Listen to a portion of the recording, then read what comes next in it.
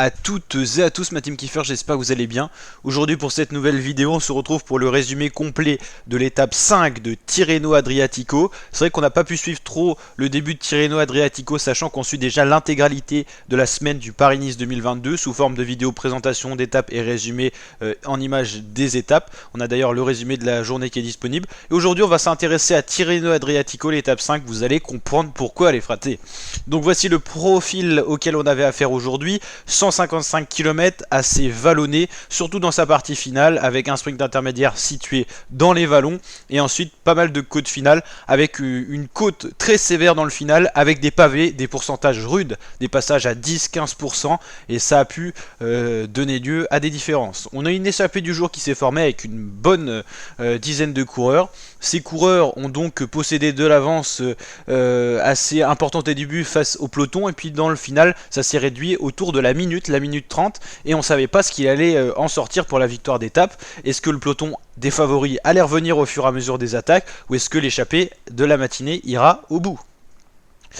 Donc on avait quand même donc des coureurs importants dans l'échappée. On avait beaucoup de Français, on avait notamment Benjamin Thomas de la Cofidis, Warren Barguil de la Arkea Samsic, on avait Xandro Meurisseux de la formation Alpecin Phoenix, et on va justement aller voir les images des 5 derniers kilomètres pour résumer un petit peu ce qui s'est passé. Là ça s'attaque dans l'échappée, c'est Warren Barguil qui prend les initiatives en main, suivi d'un Français, un autre Français de la formation Total Direct Energy, Valentin Ferron. Donc voilà les deux Français qui se zolent à l'avant de la course.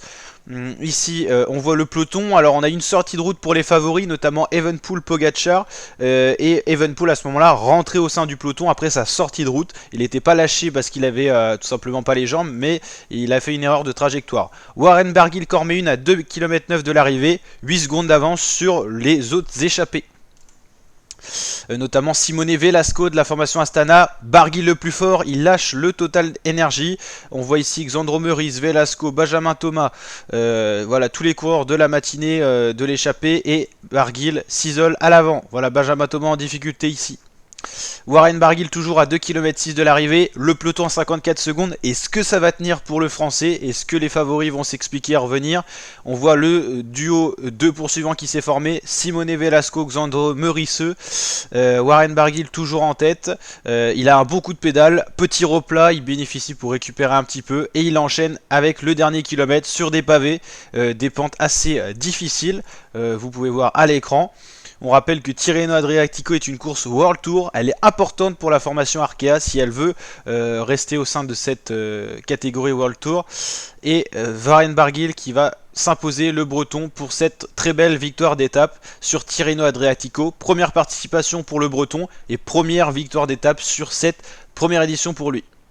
Xandro Meurisseux vient faire 2, et là le peloton qui arrive déjà, Richie Porte qui a attaqué, qui finit peut-être 2-3 secondes devant Pogacar, le meilleur au général maillot bleu, et les autres favoris. Quand termine, on aperçoit ici le gabarit de Thibaut Pinot et de Romain Bardet, Pello Bilbao pour la Bahreïn, et voilà les coureurs. Le vainqueur du jour, Warren Barguil, félicité notamment par son ami Robin Bardet et Thibaut Pinot à la fin. C'était des très belles images, et les Français à la fête aujourd'hui. Allez voir le résumé de Paris-Nice et vous comprendrez pourquoi. Je vais pas vous spoiler sur cette vidéo, mais les Français à la fête en ce 11 mars 2022, c'était vraiment beau.